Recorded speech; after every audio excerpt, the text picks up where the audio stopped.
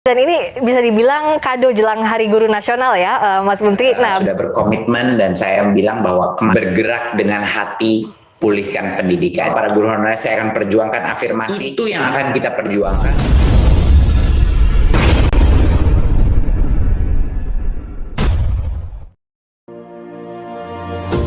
Tahun 2021 ini kan momen yang bersejarah ya, karena pemerintah melakukan rekrutmen guru dengan formasi yang sangat besar melalui seleksi ASN PPPK. Lalu sebenarnya perkembangan seleksinya sampai saat ini seperti apa, dan pesan dari Mas Menteri untuk peserta seleksi guru ASN PPPK tahap kedua dan ketiga tahun ini apa, Mas Menteri?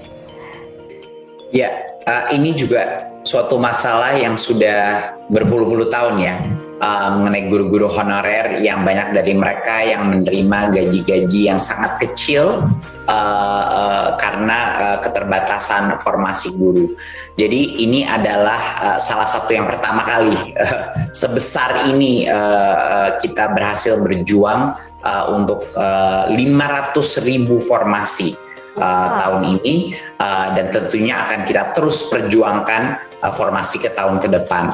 Pertama kalinya semua guru honorer se-Indonesia bisa mengikuti tes seleksi, dan bagi yang lolos seleksi itu dia bisa mencari formasi dan menjadi P3K dan mendapatkan upah yang disetarakan dengan PNS, yaitu Pak ASN P3K.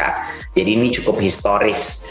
Baru saja ronde pertama kami umumkan pada tanggal 9 Oktober yang lalu, dan alhamdulillah 170.000 guru honorer dinyatakan lulus seleksi dan diangkat langsung menjadi ASN. Ini baru ronde pertama, masih ada beberapa ronde lagi tahun ini, dan tahun depan pun akan kita lakukan ronde-ronde lainnya. Jadi setiap guru honorer walaupun tidak lolos seleksi pun bisa sampai 3 kali mencoba untuk mendapatkan posisi sebagai ASN. Jadi ini belum pernah di dalam sejarah kita dalam 20 tahun terakhir guru honorer punya kesempatan sebanyak ini untuk menunjukkan kelayakannya gitu.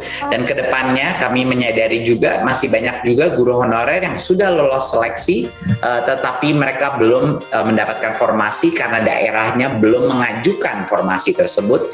Itu yang akan kita perjuangkan untuk tahun depan. Jadi saya sudah berkomitmen, dan saya bilang bahwa kemarin waktu saya bilang sama para guru honorer saya akan perjuangkan afirmasi, 2 kali saya perjuangkan dan kita mendapatkannya. Jadi itu adalah komitmen kita untuk para guru honorer. Syukurlah, dan ini bisa dibilang kado jelang Hari Guru Nasional ya, Mas Menteri. Nah, bicara soal peringatan Hari Guru Nasional tahun 2021 ini, pesan yang ingin dibawa dalam peringatan itu apa, Mas Nadiem? Kita punya tema dari peringatan Hari Guru Nasional ini adalah bergerak dengan hati, pulihkan pendidikan. Jadi temanya ini benar-benar mengenai pemulihan. Kita kembali lagi, lebih kuat lagi, lebih tangguh. Dan ini adalah pesan kepada semua guru di Indonesia. Kalau kita sudah bisa survive suatu krisis seperti pandemi ini, kita bisa sekarang lebih kuat lagi untuk melakukan lompatan ke depan. Ya, kita tidak mau hanya mengejar ketertinggalan saja, kita ingin melompat terhadap kemajuan, kita ingin melakukan terobosan-terobosan yang tadinya sudah cukup lama kita ingin lakukan tetapi tidak bisa. Tapi karenanya pandemi, dengan adanya urgensi kita mengejar ketertinggalan disebabkan karena learning loss di PJJ ini, kita malah harus bergerak semakin cepat, sehingga ini nggak bisa menjadi kebijakan saja. Merdeka Belajar harus menjadi gerakan. Jadi mungkin itu pesan saya kepada guru-guru. Marilah kita bahu-membahu untuk menjadikan Indonesia maju di panggung dunia juga gitu, maju ke dalam masa depan. Lebih dalam soal ini saya tertarik.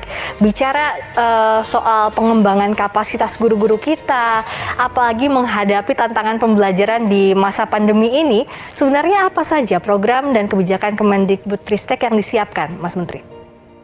Ya, dari semua inisiatif kita, guru adalah yang terpenting. Ya, tidak ada itu namanya Merdeka Belajar, tidak ada namanya transformasi sistem pendidikan tanpa peningkatan kapasitas guru gitu. Kita sudah menjawab tadi mengenai kesejahteraan guru, di mana masalah terbesar adalah guru honorer. Yang ini yang mulai kita selesaikan dengan proses seleksi P3K tadi. Nah, sekarang mengenai kualitas guru, ada beberapa komponen daripada kualitas guru yang sangat penting. Yang pertama adalah pemimpin sekolah dulu, kepala sekolah. Dan disinilah kami meluncurkan program guru penggerak. Program guru penggerak itu seleksinya intensif, pelatihannya 9 bulan untuk melatih pemimpin-pemimpin perubahan untuk nantinya menjadi kepala sekolah dan pengawas di berbagai macam daerah. Ini adalah change agent kita di masa depan yang akan menggerakkan budaya sekolah, menggerakkan guru-guru lain untuk mengikuti paradigma baru, yaitu paradigma Merdeka Belajar, di mana yang terpenting itu adalah murid, bukan administrasi, ya, bukan mengikuti, bahkan bukan kementerian yang terpenting. Yang terpenting adalah apa yang terbaik untuk muridnya, dan mindset itulah yang kita tanamkan dalam program guru penggerak ini. Mereka adalah aktivis-aktivis kita di semua daerah. Setiap kali saya turun ke lapangan, saya berbicara dengan mereka, semangat saya naik lagi. Jadi ada berbagai macam level. Guru barunya juga kita ketatkan kriteria dan kualitasnya. Pemimpin daripada masing-masing sekolah, kepala sekolahnya kita jadikan yang pro perubahan, yang progresif, dan selalu ingin melakukan perubahan terhadap sekolah tersebut. Dan juga guru-guru yang sudah ada dalam sistem, mereka bisa secara mandiri terus mengupgrade dirinya untuk menjadi jauh lebih baik melalui platform-platform teknologi yang akan membantu mereka.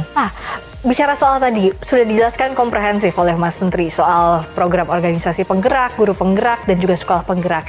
Kalau boleh dijelaskan lebih detail lagi, target-target yang bisa dicapai dalam jangka pendek dan jangka panjang lewat program-program itu apa saja, Mas Menteri? Dan perkembangannya, progresnya dari yang sudah dijalankan seperti apa?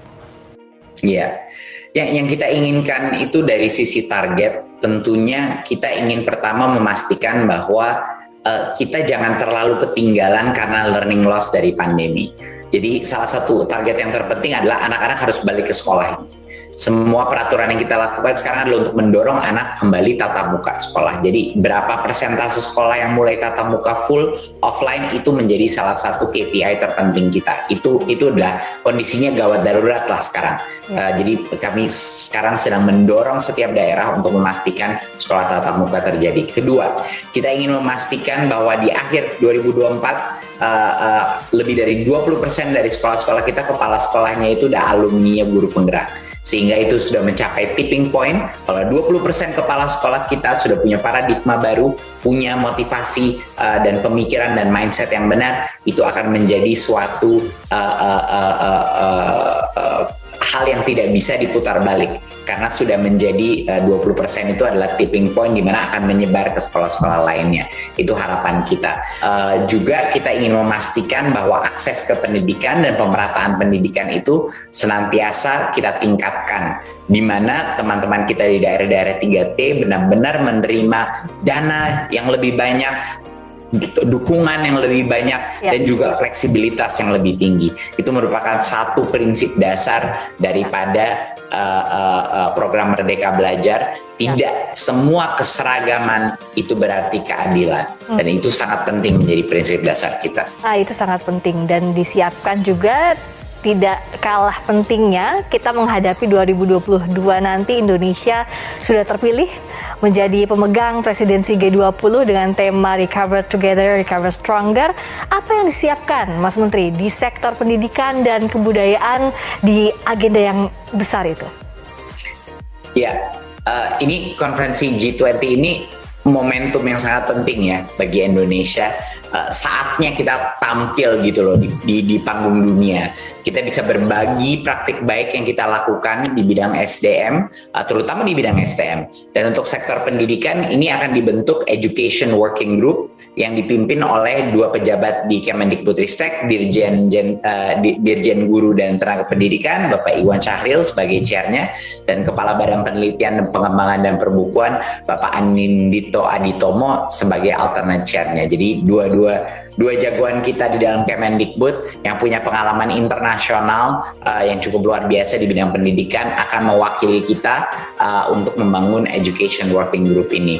Dan kelompok kerja ini akan membahas dan mendalami 4 isu prioritas: pemerataan akses pendidikan, pemanfaatan teknologi digital dalam pendidikan, yaitu salah satu program terbesar kita, digitalisasi sekolah, pemberian laptop, dan juga platform-platform gratis bagi para sekolah-sekolah kita, penguatan kerjasama, dan juga masa depan dunia kerja pasca pandemi yang akan sangat berubah struktur bagaimana kita bekerja, bagaimana kita menggunakan teknologi.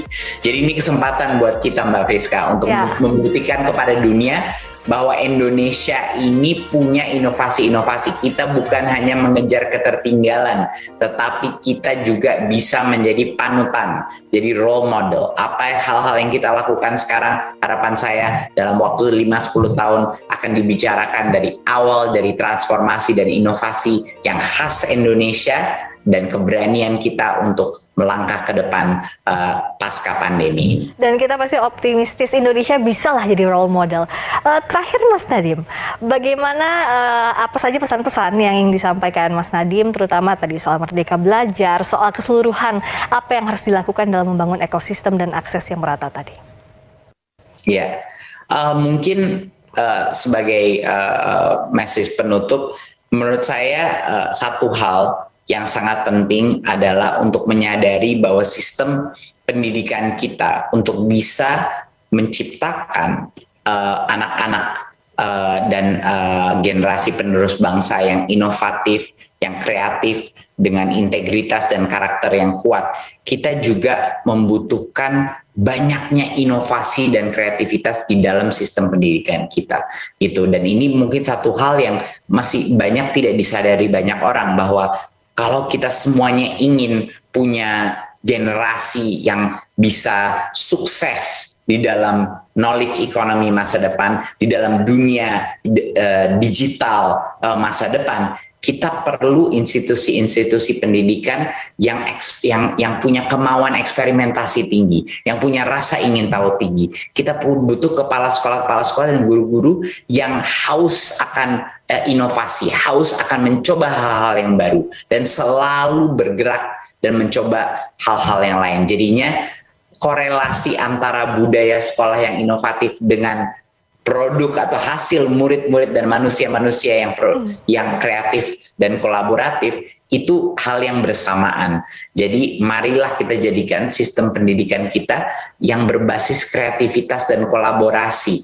Ya, jadi itu sangat-sangat penting untuk disadari, dan karena itu kita harus memberikan kemerdekaan bagi sekolah-sekolah kita untuk bergerak sesuai dengan kemampuan, sesuai dengan minat dan bakat murid-muridnya. Semakin besar fleksibilitas untuk mencapai impian kita sebagai bangsa. Impian kita semua sistem pendidikan, basisnya kreativitas dan inovasi, kuncinya lewat Merdeka Belajar. Sekali lagi terima kasih atas waktunya Menteri Pendidikan, Kebudayaan, Riset dan Teknologi